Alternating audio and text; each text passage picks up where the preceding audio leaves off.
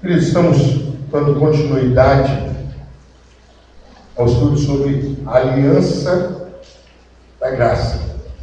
Com a graça de Deus, com a misericórdia, com a vontade de Deus, nós vamos ver algumas particularidades, algumas coisas interessantes à aliança, que os outros pontos não destacaram até hoje, que a gente veio tratando.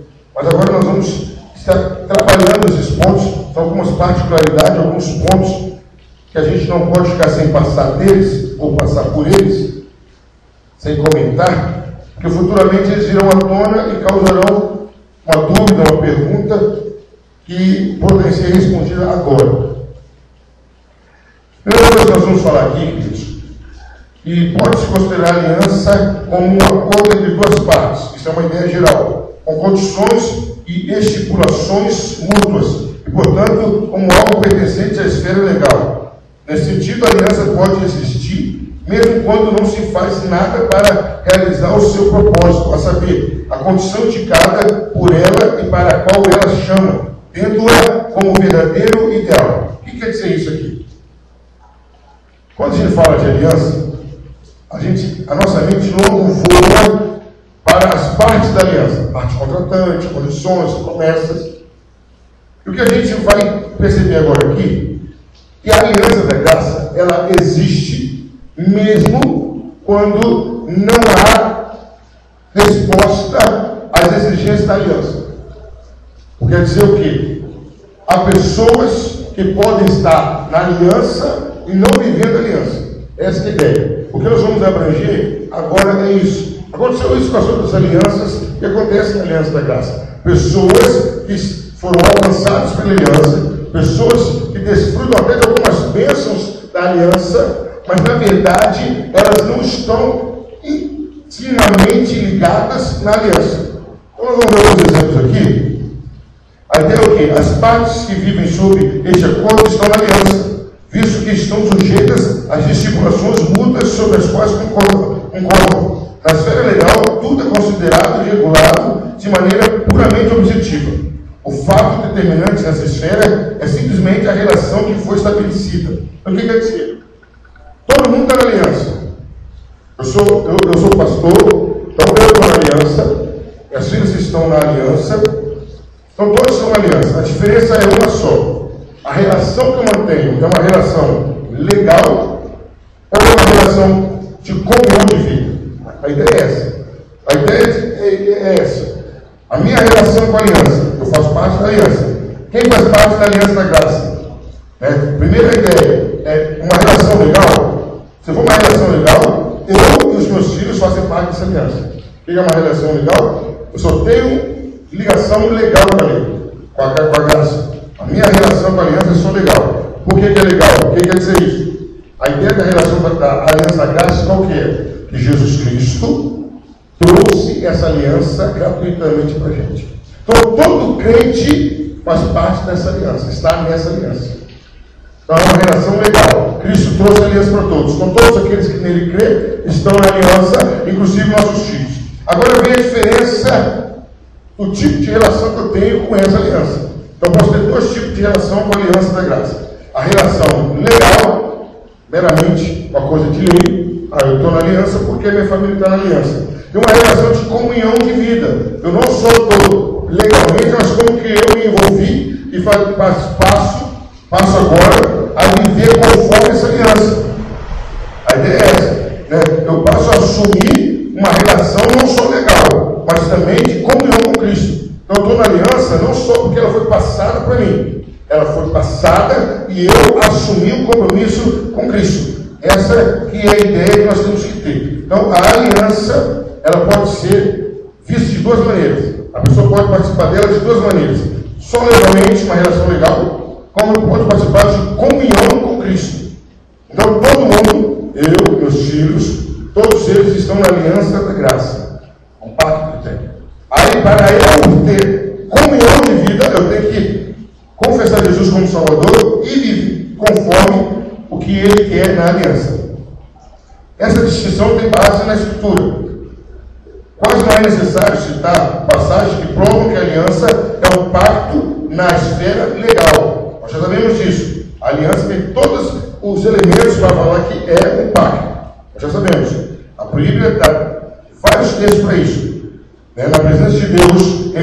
certas coisas que afetam a sua relação mútua. Então isso aí já está definido. Há na Escritura as copiosas evidências que a aliança da graça é um pacto dessa natureza. Quer dizer, a aliança da graça é um pacto formado de partes como qualquer outro pacto. E há algumas condições. Nós vamos ver algumas condições que a Bíblia fala. Primeiro, a condição da fé. É um pacto que é baseado na condição da fé. Vamos ver um texto que fala sobre isso. Gênesis 15, versículo 6. Dê para a gente, por gentileza. Gênesis 15, versículo 6.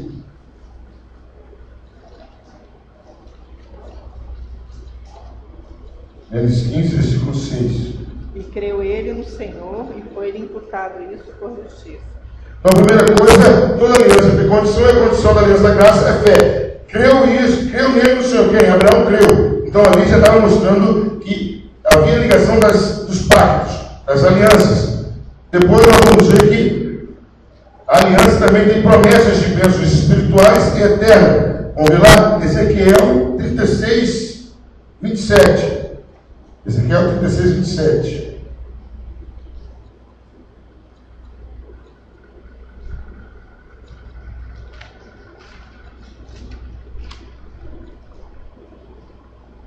Então, a aliança, nós vemos que a aliança da graça tem todos os elementos da aliança. Ezequiel 36, 27. E porei dentro de vós o meu espírito, e farei que andeis nos meus estatutos, e guardeis os meus juízos, e os observeis. Aí nós vamos ver outro texto que torna isso mais profundo. Vamos lá, Romanos 4, 5 e 6.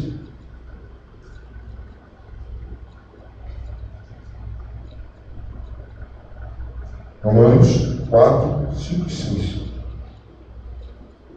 Mas aquele que não pratica, mas crê naquele que justifica o ímpio, a sua fé lhe é imputada como justiça. Assim também Davi declara: bem-aventurado o homem a quem Deus imputa a justiça sem as obras, dizendo: bem-aventurados aqueles cujas maldades são perdoadas e cujos pecados são cobertos.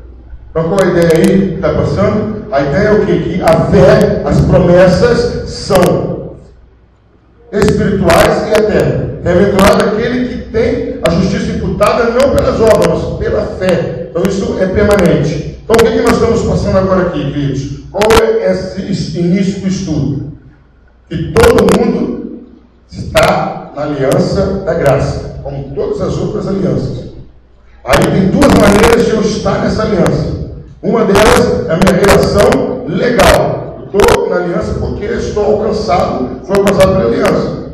Então, eu sei as regras, eu sei as exigências, eu sei as partes que participam, eu sei as condições, eu sei as promessas. Então, estou na aliança porque a aliança foi estendida. Mas eu posso estar na aliança de uma outra maneira. Eu posso estar na aliança na relação legal, que todo mundo está, ou a maioria está, principalmente os que creem em Jesus. E eu posso estar na aliança como comunhão de vida. O que quer dizer isso? Eu decidi viver a aliança, eu decidi viver uma vida de comunhão com Cristo. Então, essas são as duas maneiras de eu me relacionar na aliança. E o texto mostra isso. Havia as pessoas que estavam na aliança, porque Abraão creu, e havia as pessoas que também creram na aliança. Então, aí elas constituíram uma comunhão de vida com a aliança. Aí, queridos, começa a ter uma coisa interessante, uma coisa mais palpável. Quando alguém assume a relação pactual voluntariamente, naturalmente as duas devem ir juntas. Do contrário, o resultado seria uma relação falsa. O que quer dizer isso? Vamos supor, uma pessoa cresce não evangélica. Ela não cresceu no caminho, não cresceu na tutela de um pai evangélico. Ela ouve falar de Jesus e ela aceita as partes legalistas da aliança. Se crer, de obedecer, ela aceita. Naturalmente, a pessoa que aceita isso, naturalmente, com essa aceitação voluntária, ela também vai criar uma vida de comunhão com Cristo. Ela vai criar essa vida de comunhão com Cristo. Então, uma pessoa adulta que decide aceitar a aliança da graça, aceitei legalmente a aliança da graça. Eu tenho consciência que Jesus é mediador, eu tenho consciência que eu tenho que crer, eu tenho consciência que as promessas são eternas, então eu aceitei. Naturalmente, essa pessoa, ela também vai estabelecer a sua relação de comunhão com Cristo. É diferente do filho do crente. Por que é diferente? Ele nasceu na aliança da graça. Não nasceu? Nasceu. estava debaixo da aliança da graça. O pai dele é cristão, passou para ele. Aí, vai chegar uma certa idade que ele vai ter que decidir. Porque ele não vai poder ficar o tempo todo só debaixo da legalidade, da relação legal com a aliança. Ele vai ter que entrar numa vida de comunhão com Cristo. É o que nós chamamos de a pessoa se converter. Ela foi criada no Evangelho, não é suficiente ser criada no Evangelho. A pessoa tem que tomar a decisão de se converter. É essa a ideia. Nós estamos mostrando o lado técnico dessa atitude. A pessoa foi criada no Evangelho, cresceu, tomou consciência que existe uma decisão a ser tomada. Ela tem que tomar aquela decisão. Ela não pode viver o resto da vida só olhando a aliança de uma maneira legalista, de uma maneira vendo de fora essa relação. Deus deseja que a relação pactual redunde numa vida pactual. E Ele próprio garante com suas promessas ligadas à semente dos crentes que isso se efetuará. Não no caso de cada indivíduo, mas a semente da aliança, coletivamente. O que Deus está falando aqui? O que nós estamos passando aqui? Que é uma promessa de Deus, e é um trabalhar de Deus, que aqueles filhos que fazem parte da promessa, são semente minha, sua semente, eles serão levados a uma decisão sábia. Todos individualmente? Não, estou falando coletivamente. Se você pegar aí, da maioria dos crentes, os filhos dos crentes, aquela maioria vai tomar uma decisão voltada para aquilo que Deus quer. Essa que é a ideia, e estamos passando para vocês. Com base na promessa de Deus, podemos crer que, sob uma fiel administração da aliança, a relação pactual, como regra geral, se concretizará plenamente numa vida pactual. Então, qual é a ideia aqui? Que nossos filhos serão alcançados pela vida pactual. Eles não vão viver só numa relação pactual, eles vão levar uma vida também envolvida com Jesus Cristo. Certo? Então, a participação na aliança como uma relação legal. O que nós vamos ver agora aqui? Nós vamos ver qual é o grau de envolvimento, como que é isso de cada pessoa na aliança legal. Então, vamos tentar repetir para ser bem claro. O que é a relação legal com o pacto das alianças, com a aliança da graça? O que é isso? É a pessoa que meramente tem entendimento ou está debaixo de um acordo. Então, a pessoa nasceu no lar evangélico, então ele está ali debaixo daquela aliança que o Pai fez com Deus através de Jesus. Então o filho nasceu ali. Aí nós vamos ver agora quais são as pessoas que participam e como elas participam disso. Ao discutir a participação como membro da aliança, como uma relação legal, deve-se ter em mente que a aliança, neste sentido, não é meramente um sistema de exigências e promessas. Exigências que devem ser satisfeitas e promessas que devem ser cumpridas, mas que inclui também uma razoável expectativa de que a relação legal externa levará consigo a gloriosa realidade de uma vida de intimidade, de íntima comunhão com Deus, da aliança. Esta é a única maneira pela qual a ideia da aliança se realiza plenamente. Então, qual é a ideia aqui que a gente está analisando hoje? Nós queremos acreditar que toda pessoa que mantém uma relação legal, o pacto da graça, lá no final ela vai acabar tendo uma intimidade com Deus. Lá no final ela vai acabar se convertendo. Lá no final ela vai criar uma relação de comunhão com Deus. Então, o primeiro grupo que a gente vai analisar, os adultos na aliança. Os adultos só podem entrar nessa aliança voluntariamente, pela fé e confissão. Segue-se disto que, no caso deles, se a sua confissão não for falsa, a entrada na aliança como uma relação legal coincide com a entrada nela como uma comunhão de vida. Eles não assumem apenas a responsabilidade de cumprir certos deveres externos, tampouco meramente prometem em acréscimo a isso, que exercerão a fé salvadora do futuro, mas confessam que aceitam a aliança como uma fé viva e que o seu desejo e intenção é continuar nessa fé.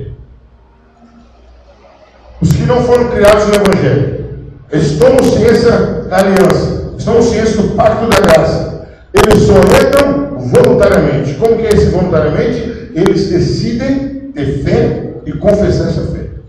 Então, quando os adultos entram nessa aliança da graça, naturalmente eles já participam das duas etapas. Obrigatoriamente. Quais são as suas etapas? Relação legal e a relação de comunhão de vida. O adulto já entra assim. Não foi criado pelo Evangelho. Tomou ciência. Se ele não fizer uma declaração falsa, se for verdadeira a declaração dele, ele já entra fazendo parte das duas partes da aliança, dos dois meios da aliança. Qual é? Relação legal e a comunhão de vida. Os filhos dos crentes na aliança. Com respeito aos filhos dos crentes que entraram na aliança por nascimento, naturalmente a situação é tanto diversa. A experiência ensina que, embora entre por nascimento na aliança com uma relação legal, aquilo que eu estou falando, seu filho nasceu, ele já está na aliança. Seu filho está na aliança por causa de quem? A sua aliança com Deus.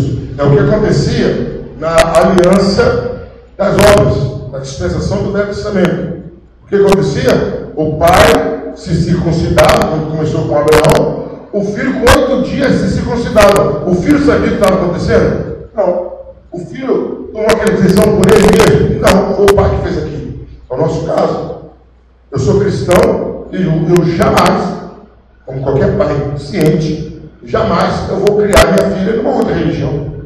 Não, meu filho, vai na religião tal, não vai na religião tal, você se crescer, você escolhe. Não precisa nenhuma. Naturalmente eu já vou, dentro da minha casa com a minha vida, naturalmente eu já vou passando para ela o que ela tem que ser e como ela tem que ser. Ela já vai crescer dentro daquilo que eu sou. Então, a criança, ela entra dessa forma.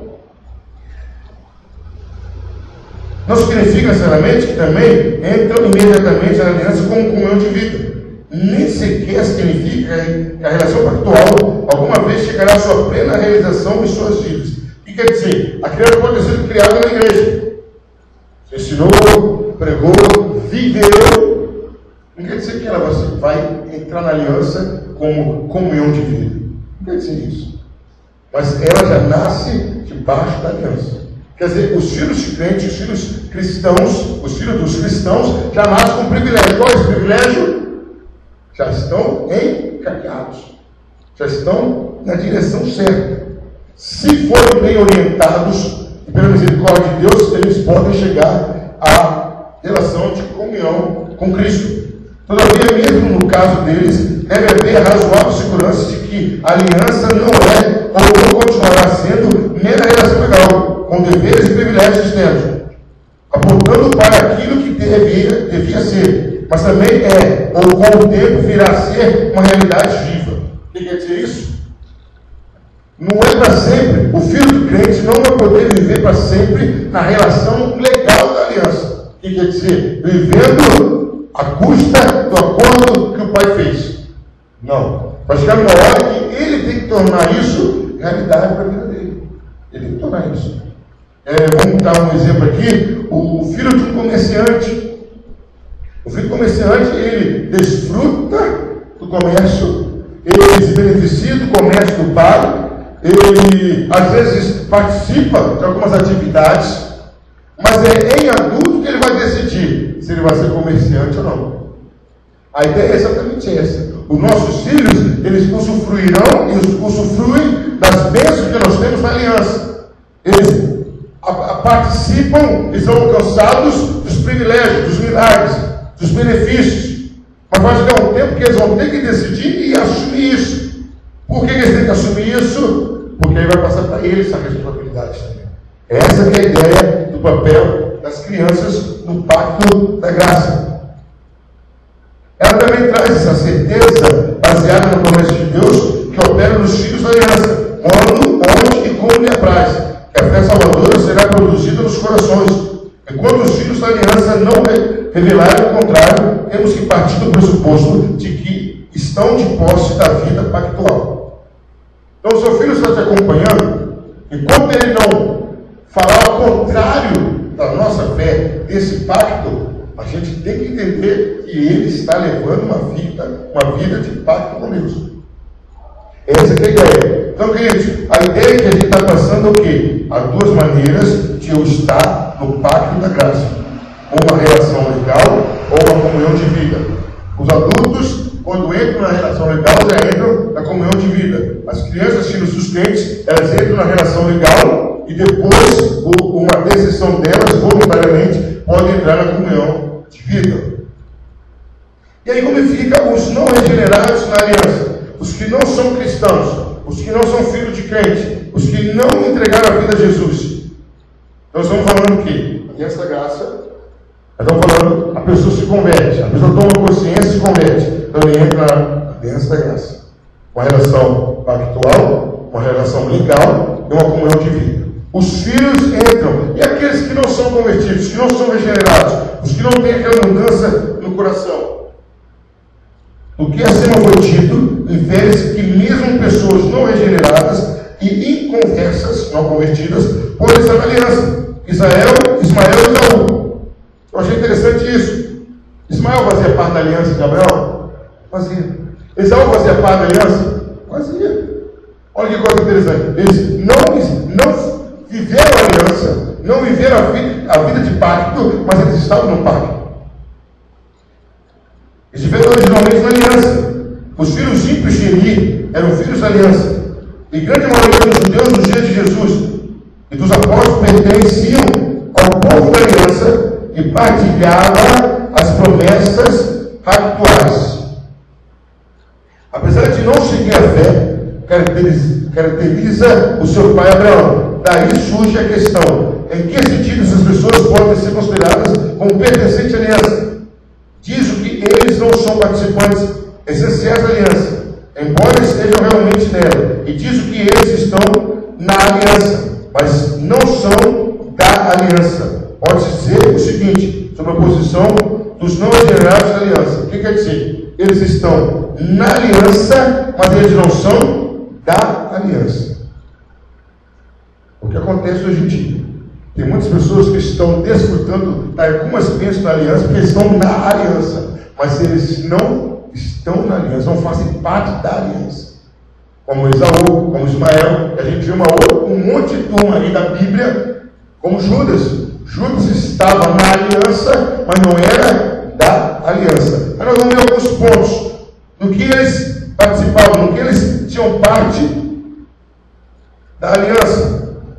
Estão na aliança no que se refere à sua responsabilidade, porque se acham numa relação pactual geral, legal com Deus. Tem um dever de arrepender-se e crescer. Então, eles não regenerados. Qual a relação que eles têm com Deus? Eles têm um dever, por conhecer a aliança, por viver na aliança, de crer e se arrepender.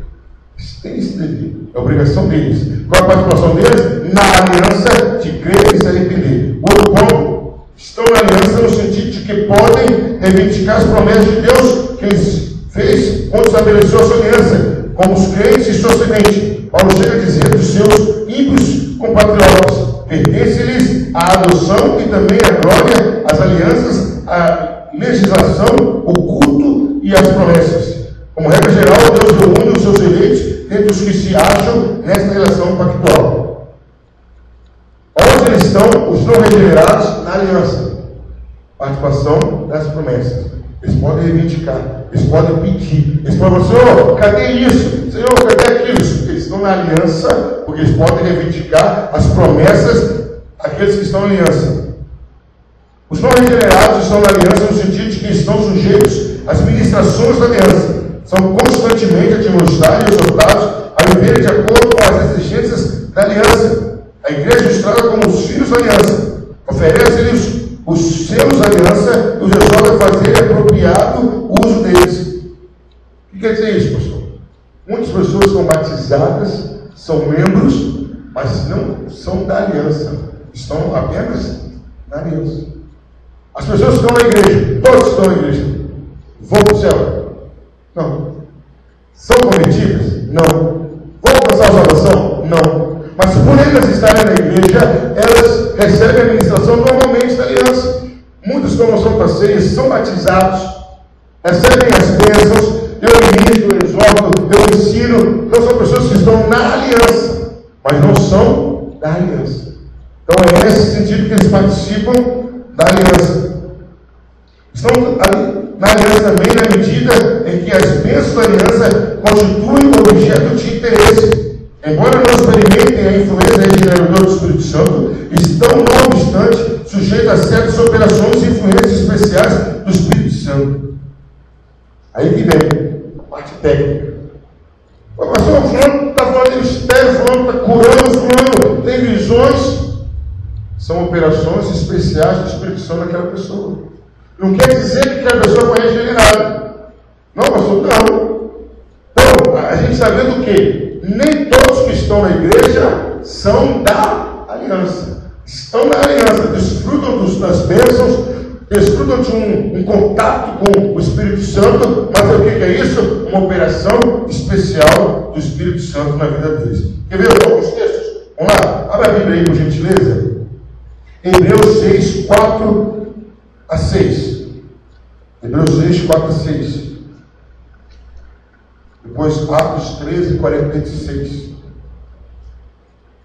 Porque é impossível que os que já uma vez foram iluminados e provaram o dom celestial e se fizeram participantes do Espírito Santo 4 a 6.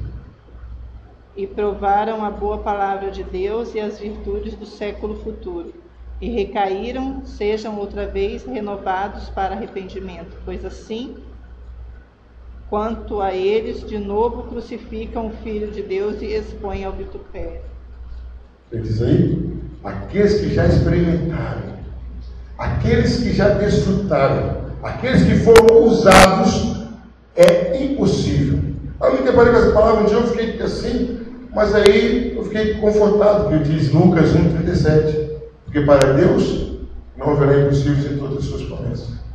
Agora despreocupado. Fulano está desviado, meu filho desviado, meu marido desviado, minha esposa desviada, meu pai desviado, então pastor, é impossível ele voltar. Aí Deus fala, é impossível, mas lembrem-se que o nosso Deus é o Deus do impossível. Ele está falando, é isso que a gente tem que entender. Tem muita gente que está na igreja, mas não é da aliança. É isso que está falando o texto. Outro texto que nós vamos ler, referente ao assunto um pouquinho anterior, Atos 13, 46.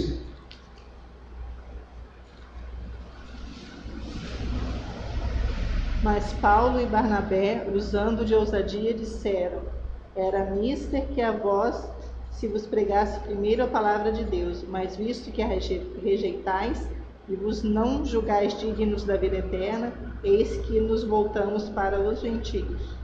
Aí está acontecendo o quê? Está se falando, Lucas está narrando, que Paulo fala, primeiro a gente tem que pregar para vocês, judeus. Aquela parte que as pessoas foram ministradas em relação ao assunto da aliança, as bênçãos da aliança. Vocês não quiserem passar uns a outros. Aí agora vem uma coisa, queridos, interessante. Posso um ponto aqui. A aliança de Deus, vamos ver isso, vamos analisar isso. A aliança de Deus, ela é eterna e inviolável. A aliança de Deus, ela é eterna e inviolável. Mas aí vem uma coisa interessante. Deus jamais vai quebrar essa aliança. A aliança que Deus jamais anula. Então é uma aliança inviolável, eterna, e Deus não anula. Mas é possível os que se acham na aliança quebrá-la. Deus não quebra, a parte dele não. A parte do outro. É um contrato. Eu vou alugar a sua casa. Como são dois homens, duas pessoas, os dois, o aluguel de 1 ano. Posso jogar lá pedir a casa por 6 meses. Não é, é certo? Não é certo, mas eu pedi. Ou então você pode parar de pagar o aluguel, é certo? Não é certo. O que Deus está falando é o seguinte: a parte dele é inviolável. É o que eu falo às vezes em outras palavras. Deus nunca quebrou a aliança com você. A aliança de Deus sempre está disponível. Está ali. Minha parte está aqui. Deus fala, eu estou aqui. A aliança está aqui. Quer colocar no dedo? A aliança está aqui. Eu não vou refogar, não vou mudar, não vou quebrar. É eterno. Mas a pessoa pode quebrar. Se alguém que se acha na relação pactual legal não ingressar na vida pactual, será ainda considerado membro da aliança. Então, quer dizer, a pessoa está na vida, está na aliança, na relação legal, mas não está na vida pactual. Está na aliança. O fato de não cumprir as exigências da aliança, envolve culpa e faz dele o infrator da aliança. Aí, eu não fiz um compromisso, então eu não quebro a aliança. Quebra. Os nossos filhos pegaram uma idade maior, não entendendo, já sabem o certo e o errado, já pode escolher a partir do momento que eles, de imediato, não entram numa vida de comunhão com Jesus, eles já são infratores da aliança, já estão quebrando a aliança. Porque são debaixo da aliança, tem plena consciência, sabe o certo e o errado, mas não vive o certo e o errado. Só vive o errado, então são infratores. Quer ver? 2 textos, vamos lá, vamos ler o texto pelo menos, Jeremias 31, 32.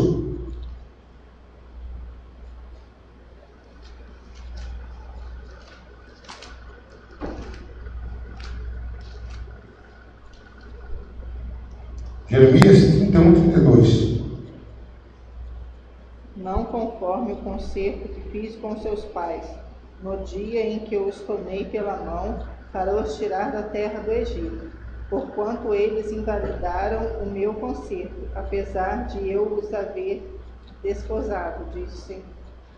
Então o que diz aí? Que eles quebraram o meu concerto. Eles quebraram, eles voluntariamente desfizeram o concerto. Não foi Deus, foram eles. Quem está falando aqui? Vamos supor, por exemplo, bom bíblico. A última praga, ou a última manifestação do poder de Deus para tirar o povo de Israel do Egito. Vamos analisar friamente. Era todo mundo que estava alegre e sorridente, passando o sangue do cordeiro nas portas para ir embora? Não era. Tinha gente que estava com o coração no Egito. Prova disso que ao longo da caminhada, algumas vezes eles se referiram para voltar. Então eles não estavam alegres e sorridentes. Mas eles fizeram. Eles estavam na aliança. Se eles não fazem, o anjo da morte entraria, mataria. Então, o que eu quero passar aqui, o que eu quero dizer aqui, queridos, às vezes tem pessoas que estão na aliança, insatisfeitas, não estão cumprindo, não entram numa vida de intimidade com Jesus, e aí começam a ser infratores da aliança. Vamos ver também Ezequiel 44, 7. Ezequiel 44, 7.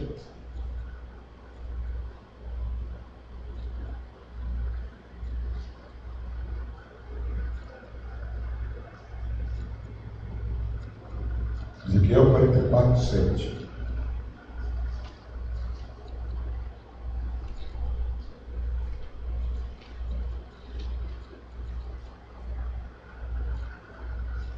Porquanto chamastes estranhos, incircuncisos de coração e incircuncisos de carne, para estarem no meu santuário, para o profanarem.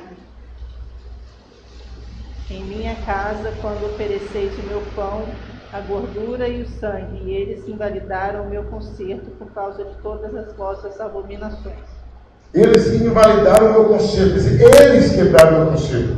Por quê? Incircunciso, com as abominações que eles faziam, ofereciam qualquer coisa, de qualquer maneira. Então, eles invalidaram o meu concerto. É isso que está falando. Deus, inviolável, não anula e eterno. A pessoa pode não cumprir a parte dela. Agora nós vamos entrar numa parte que eu gosto muito. É muita coisa, não vai dar para a gente falar tudo. Porque existem dispensações da aliança. O que seria isso, pastor? O que quer dizer essa palavra? A palavra dispensação quer dizer mordomia, uma disposição ou uma administração. O que quer dizer mordomia? Não quer dizer que a pessoa é dona, ela administra aquilo. Então, eu já até pensei um dia dar um estudo profundo sobre mordomia. Quer dizer o quê? Para a gente ter noção exata que tudo sem exceção pertence a Deus. Eu sou apenas um mordomo. Um dia eu vou ter que prestar conta. Então, agora nós vamos ver aqui as diferentes dispensações da aliança. As maneiras que as alianças foram administradas ao longo do tempo.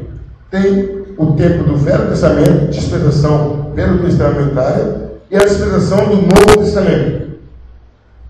Então, a primeira dispensação do Velho Testamento, a primeira revelação da aliança, em a dispensação do Velho Testamento. A primeira forma que a aliança foi administrada. A gente até falou um pouco disso semana passada. A primeira revelação da aliança. A primeira revelação da aliança acha-se no próprio Evangelho de Gênesis 3,15. Gênesis 3,15 certamente contém uma revelação da essência da aliança. Então, a primeira administração, a primeira maneira que a aliança do Velho Testamento foi ministrada, foi administrada, foi passada para nós, foi em Gênesis 3,15. Como que isso aconteceu? Primeira coisa, Deus estabeleceu uma inimizade entre a serpente e a mulher. Deus estabelece uma relação, como sempre fez ao firmar uma aliança. A queda colocou o homem em associação com Satanás. Mas Deus rompe esse recém-formada aliança, transformando a amizade do homem com Satanás em inimizade. Olha que coisa interessante, eu não tinha pensado nisso. Quando o homem rompe, o que é o pecado? O que foi o pecado de Adão? Ele romper com Deus, parar de ouvir Deus para ouvir Satanás. Naquele momento, o que acontece? Ele rompe a aliança com Deus e faz uma aliança com o diabo. Não que ele declarou. A partir do momento que ele deu ouvido para Satanás, ele obedeceu ao diabo, ele rompeu aqui e firmou aqui. Gente, isso não é novidade não. Tem novidade nisso? O que é o dia a dia? Rompeu com Deus, automaticamente fez aliança com Satanás, é automático.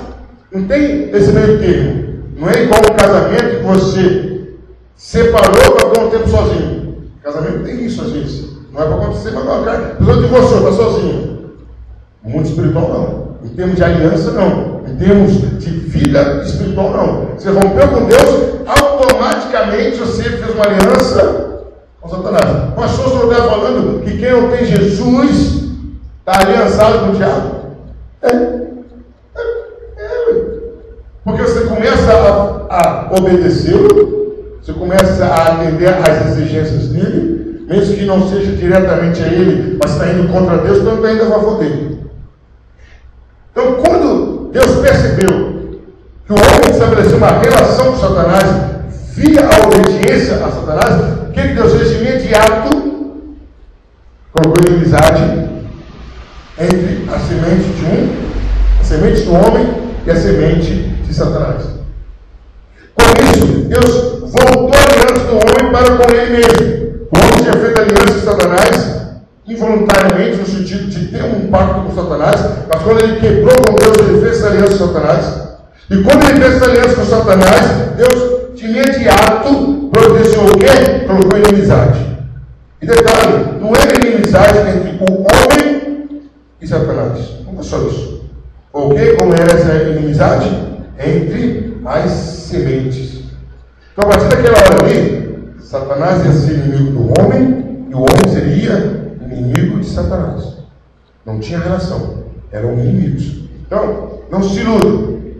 Se alguém, eu fiz pacto com Satanás, eu fiz acordo com Satanás, é conversa fiada. O diabo está enganando de novo aquela pessoa, porque eles são inimigos declarados por quem? Por Deus. Deus falou, vocês são inimigos. E são mesmo. E se a gente parar para analisar, eu nunca vi isso pessoalmente, eu acho que só uma vez. Vi não, a pessoa me contou. Quando o homem procura Satanás para fazer um pacto, por que ele faz isso? Por amor a Satanás? Porque ele tem interesse em Satanás fazer alguma coisa por ele. O interesse é recíproco.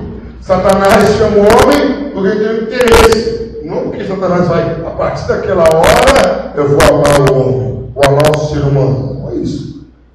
Porque ele tem interesse em ofender e afrontar Deus. O homem, por sua vez, que vai procurar Satanás, de qualquer que seja a forma, ele também vai por interesse. E não ama Satanás. Então, a primeira coisa que Deus fez, quando Satanás entra, ele coloca inimizade entre o homem, entre a serpente e a mulher. Então se estabelece ali uma relação de inimizade. Esse ato traz o homem de novo para Deus. Esse ato é a reabilitação do homem, incluindo a promessa da graça santificante de Deus. Porque não parou só por aí. Nós vamos ver o quê? Primeiro, Deus coloca inimizade entre a serpente da mulher e do homem. Segundo, em relação entre Deus, o homem, por um lado, e Satanás por outro. Não se limita ao indivíduo, mas se estende à sua semente. A aliança é orgânica em sua forma de operar e inclui as gerações. Este é um elemento essencial da ideia de aliança. Haverá não somente uma semente do homem, mas também uma semente da serpente, isto é, o diabo, e haverá prolongado conflito entre ambos, o qual a semente do homem sairá vitoriosa. Então foi uma estratégia de Deus que ele estabeleceu. Primeiro, colocou inimizade entre a mulher e a serpente na obra. Segundo, ele, a mulher será inimiga sua, Satanás. Depois ele passou aquele acordo, aquela aliança que Deus fez para toda a geração. Haveria conflitos constantemente. E nesses conflitos, o homem seria vencedor. E qual foi o conflito decisivo? Qual foi o conflito decisivo do homem e de Satanás? Sem a menor sombra de dúvida, a cruz. A cruz foi o conflito decisivo. Jesus na cruz teve a ferida da serpente, do calcanhar. A morte de Jesus, o sofrimento de Jesus foi causado por aquela semente da serpente. Mas em compensação, quando Satanás vai ferir o calcanhar, ele diz que ele lhe ferirá a cabeça. Então foi naquela oportunidade Satanás proporcionou ou criou situações para causar a morte de Jesus. Naquela situação, foi naquele momento que foi decretada a morte de Satanás, a derrota de Satanás. Isso é até gostoso, é interessante, que Satanás veio arquitetando, segundo ele, o plano dele. Eu vou matar Jesus, ponto final. Vou fazer de tudo para desbaratinar os discípulos, os apóstolos, vou matar Jesus. Então, naquela hora que ele executa aquele plano que ele pensou que era dele, que era o contra-ataque dele contra o projeto de Deus, era exatamente o que Deus tinha planejado para que a vitória da semente da mulher prevalecesse sobre Satanás. Então, daí isso foi a primeira maneira, a primeira revelação da aliança da graça. Qual foi? O estabelecimento da inimizade do homem com a mulher e a promessa da vitória da semente da mulher. Segunda maneira que Deus manifestou a aliança no Velho Testamento foi em Noé. Aliança com Noé. É evidente que a aliança com Noé é de natureza muito geral. Deus promete que não destruirá toda a carne pelas águas do dilúvio, e que a sucessão normal do tempo de semear e colher, frio e calor, inverno e verão, de noite, continuará. A Deus, em Noé, revela mais uma parte da aliança da graça. Qual era essa aliança da graça?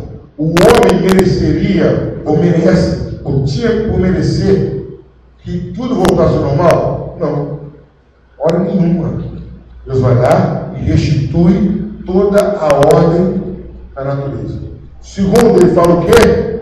Olha, só a sua família que eu não vou destruir com água. É isso que ele fala? Não, nunca mais vou destruir nenhuma carne com água mais. Então ele volta a estabelecer a ordem, estende a todos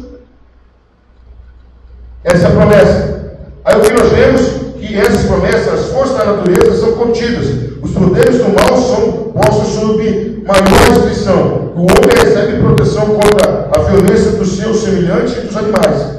É uma aliança que só confere bênçãos naturais e, portanto, muitas vezes recebe o nome de aliança da natureza ou da graça comum. Aqui Deus tinha feito com Adão, Deus fez promessas espirituais. Amém? Com Noé foram promessas naturais. Ora, nenhuma Deus refere ao Espírito. Então, aqui às vezes, essa maneira de administrar a aliança do Velho Testamento, às vezes é chamada de aliança da natureza também. Então, o que nós estamos vendo aqui? Dispensação do Velho Testamento. O que é dispensação? Uma maneira de administrar a aliança no Velho Testamento. Como que a aliança vinha sendo administrada, servida no Velho Testamento? Primeiro, em Adão, através que a semente da mulher iria pisar a semente da serpente. inimizade e vitória futura, definitiva. Em Noé, a força da natureza não iria destruir mais a raça humana. Mas, pastor, está tendo enchente, está tendo deslizamento, maremoto, terremoto. Mas não é uma coisa generalizada, e nós sabemos que tem interferência da má administração do homem do planeta chamado Terra. Então, o homem está colhendo o que ele plantou. Então, ainda sobre a época de Noé, a aliança é uma aliança que só confere bênçãos naturais e, portanto, muitas vezes recebe esse nome. Não é errado usar esse termo de aliança da natureza, está certo? Mas quais são os pontos diferentes da aliança ministrada na época de Noé e do nosso tempo? Pontos diferentes, devemos notar os seguintes pontos diferentes. Um, é quando a aliança da graça pertence primária, embora não exclusivamente a bênçãos espirituais, a aliança da natureza só garante ao homem bênçãos terrenas e temporais. Então, a aliança da graça, primeira, qual é a primazia dela? Bênçãos espirituais. Ela traz bênçãos naturais também, ela traz bênçãos temporais, mas a aliança da graça primeiro visa bênçãos espirituais. E a aliança que foi administrada no tempo de Noé, só bênçãos naturais e temporais, passageiras. Outra diferença, enquanto a aliança da graça, no sentido mais amplo da palavra, inclui somente os crentes e sua semente, e só se realiza plenamente na vida dos eleitos, a aliança com Noé não somente foi universal em seu início, mas foi destinada a permanecer totalmente inclusiva. Quer dizer isso? A aliança da graça foi para quem? Os cristãos, os seus filhos. Como nós já vimos no começo, quando eles tomaram a idade da razão, eles decidiram. A de Noé o quê? A de Noé foi para todo mundo, universal. Olha, nunca mais vou destruir a terra em água. Todo mundo, todo o universo. E o que acontece? Era inclusiva. Cada vez que alguém nascesse, estaria debaixo daquela administração da aliança da graça no Velho Testamento. Olha a diferença que a gente acha.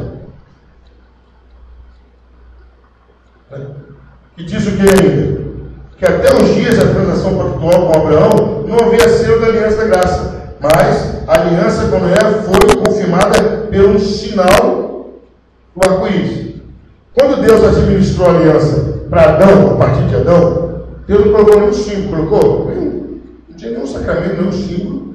Em Noé, ele também não colocou um símbolo exclusivo, mas colocou o arco-íris. Nossa, isso aqui é a prova. Isso aqui é a prova. Pastor, não seria um sacramento? Não. Porque o que seria um sacramento na aliança? Não é algo que você faz e externa também o seu sentimento, o seu relacionamento com a aliança? O sacramento é isso, uma santa ordenança de Deus, de um acordo visível de um pacto invisível. Tá, Deus fez. Qual é a participação do homem no arco-íris? Nenhuma. Então o arco-íris foi apenas um sinal da administração da aliança de Deus na época de Noé. Agora nós vamos ver os pontos de ligação. O que liga a aliança administrada no tempo de Noé com a aliança da graça? Apesar dessa diferença, há alguns pontos de ligação. A aliança da natureza também é oriunda da graça de Deus. Essa aliança, como na aliança da graça, Deus ordenou ao homem não somente favores merecidos, mas bênçãos das quais ele foi privado por causa do pecado. Então o que tem de ligação? Quais as coisas parecidas? Assim como na graça, as duas alianças teve início em quem? Em Deus. Quem tomou a iniciativa? Deus. Quem partiu? Quem tomou o primeiro passo? Deus. Então a primeira coisa que a gente vê é isso, que as duas alianças foram provenientes de Deus. Foi Deus quem começou. Segunda coisa que a gente vê, segunda ligação, segundo algo parecido, essa aliança também repousa na aliança da graça. Foi estabelecida mais particularmente como é e sua semente, porque havia claras evidências da realização da aliança da graça nessa família. Vamos ver? Gênesis 6, 9. Lê para mim, por gentileza.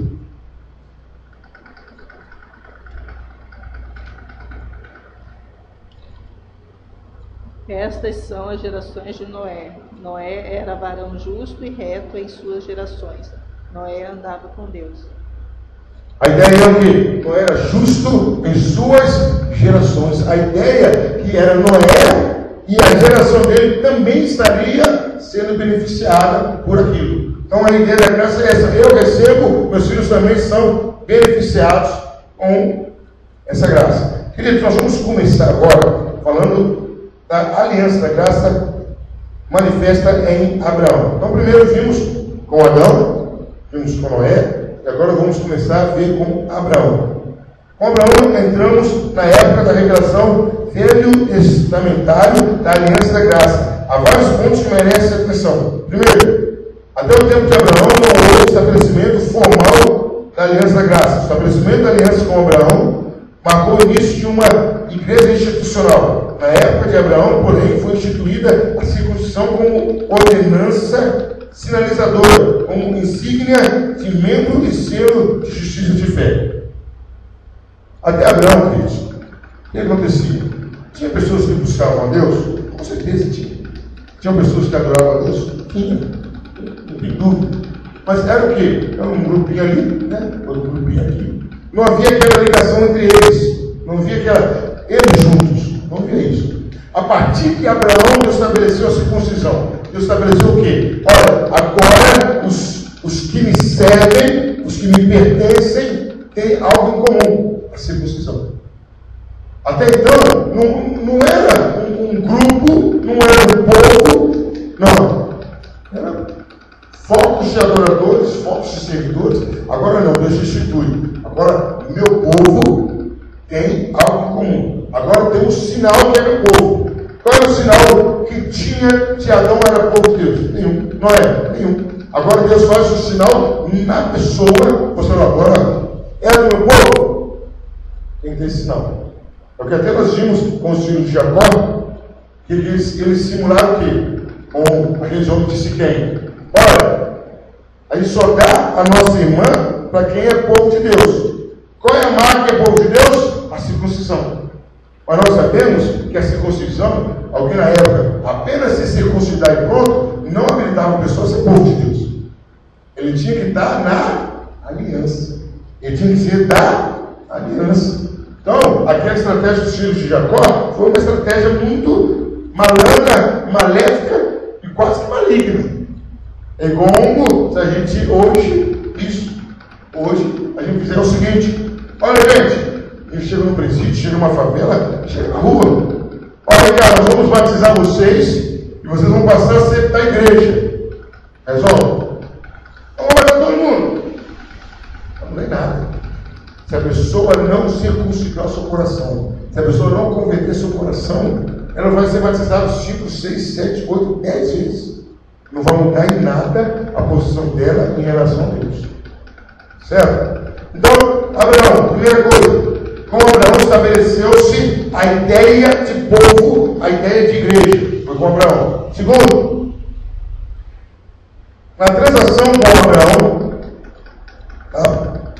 o particularista, a administração velho testamentário, do Velho Testamento, da aliança teve começo. E mais que evidente que o homem é uma parte da aliança e deve responder com fé às promessas do Pai. O grande fato central salientado na escritura é que Abraão creu em Deus e isso lhe foi imputado com justiça. Deus aparece a Abraão vezes por vezes, repetindo suas promessas com o fim de gerar fé em seu coração e estimular o seu exercício ativo. Então o que acontece agora aqui? Não é mais generalizado, Deus agora é particular. Há uma parte, chama Abraão como parte integrante. Agora a aliança não era para todo mundo de qualquer maneira universal. Não, Deus começa a descrever o que ele queria. Olha, agora é assim. Agora tem que ter uma marca que comprova que é do meu povo. Agora, você não é todo mundo não, Abraão.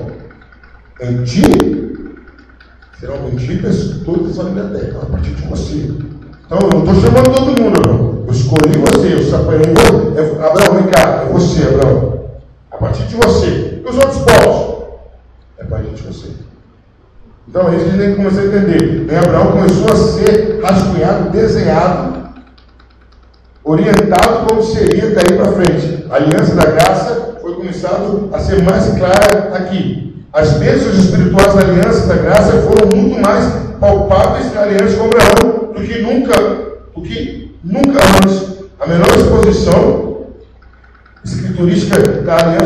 está registrada em Gálatas 3. Vamos dar uma olhadinha em Gálatas 3? Gálatas capítulo 3.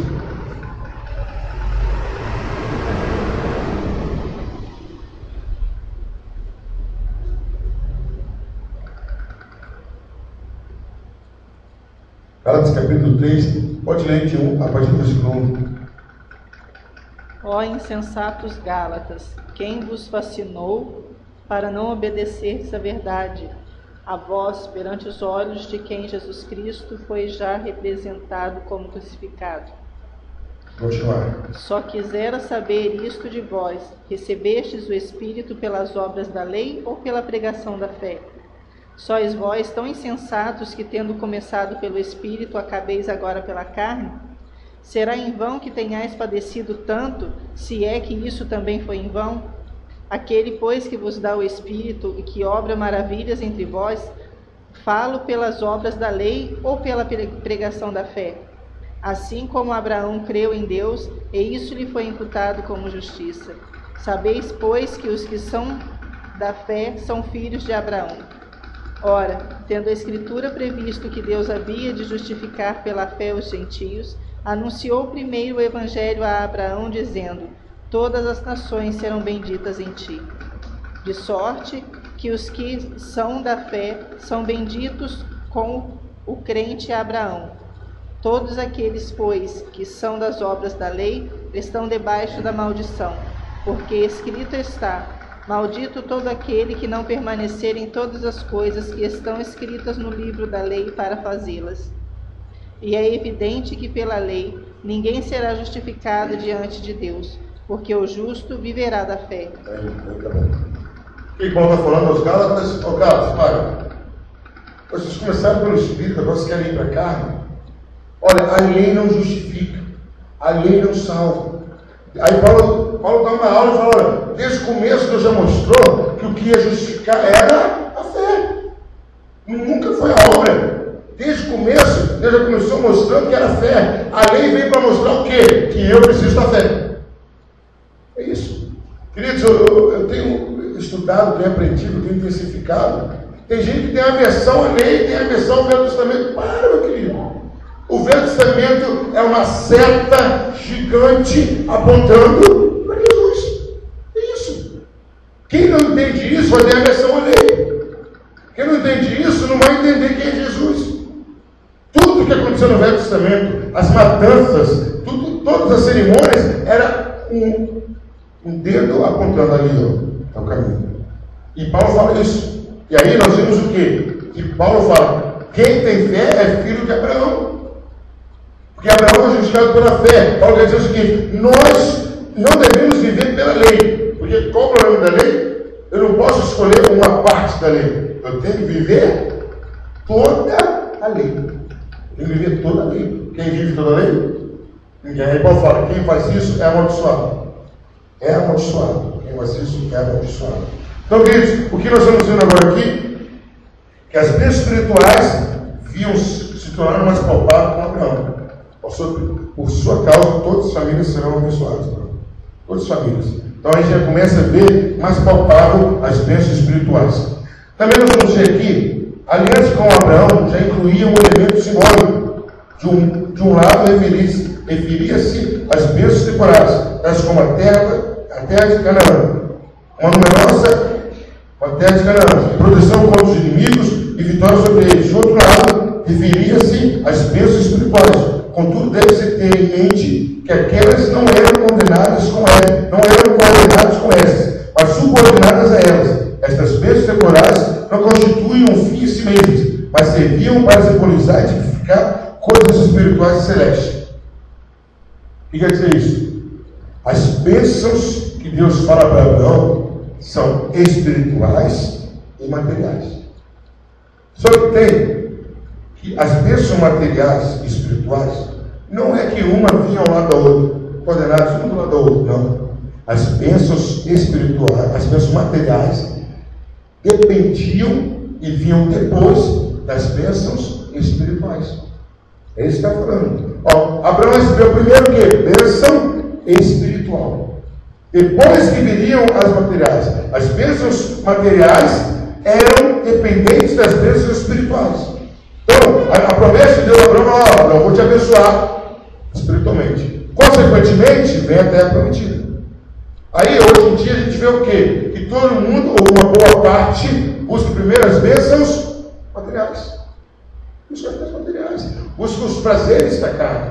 Buscam as coisas imediatas. Buscam as coisas já. A aliança promete que primeiro, bênçãos espirituais. Olha, a aliança vai trazer bênção material? Vai. Vai trazer benefícios materiais? Vai. Mas a finalidade dela são as bênçãos espirituais, inicialmente. E diz claramente que as bênçãos materiais eram simbólicas, tipificavam. O que tipificava? O que simbolizava a bênção material que Deus promete a Abraão? Abraão, essa terra que está peregrinando é sua, é a terra prometida. Ela simbolizava o quê? A nossa terra no céu, nosso paraíso. É isso que simbolizava. Então, a bênção material não tem fim em si mesma. Não tem. E muitas vezes nós procuramos, as bênçãos materiais para muitas pessoas se tornam prazerosas nelas mesmas, é errado. As bênçãos materiais não têm fim nelas mesmas.